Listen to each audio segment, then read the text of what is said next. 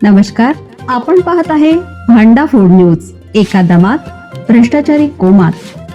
Social media, कर्जबाजारी, गुन्हेगारी, सट्टेबाजी, चोरी, मटका, जुगार, दारू, सावकारशाही, न्यायाच्या प्रतीक्षेत प्रशासन.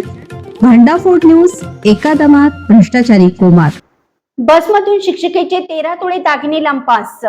ईश्वरपूर ते सांगली बसने प्रवास करत असताना एका शिक्षिकेच्या पिशवीतून सुमारे 13 तोळे सोन्याचे दागिने चोरट्यांनी लांबवले. या प्रकरणी नूतन बाबासाहेब आळतेकर, वय वर्ष 44, राहणार माळी गल्ली, मिरज, यांनी सांगली शहर पोलीस ठाण्यात फिर्याद दिली आहे. मिरज हायस्कूल येथे शिक्षिका म्हणून कार्यरत असणाऱ्या नूतन आळतेकर या भाजपाचे पदाधिकारी बाबासाहेब आळतेकर यांच्या पत्नी आहेत. त्या 11 मे रोजी एका लग्नासाठी पतीसोबत ईश्वरपूर येथे गेल्या होत्या. त्यांनी आपले 13 तोळे दागिने एका पिशवीत ठेवले होते.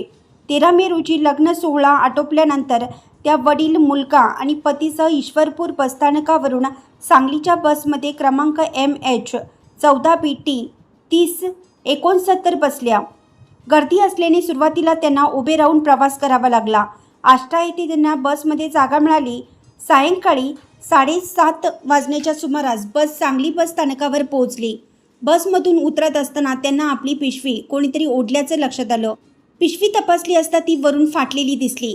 त्यातील दागिने गायब असल्याचे निदर्शनास आले. चोरट्यांनी पिशवीतून 80 ग्रॅम वजनाचे सोन्याचे कंठण, किंमत 4 लाख रुपये, 30 ग्रॅम वजनाचा सोन्याचा राणीहार 1,50,000 रुपये आणि 20 ग्रॅम वजनाचे सोन्याचे कानातील साखळी असलेले झुपे 1 लाख रुपये असा 6,50,000चा ऐवज लंपास केला. त्यांनी सांगली शहर पोलीस ठाण्यात तक्रार दिली असून अधिक तपास सुरू आहे.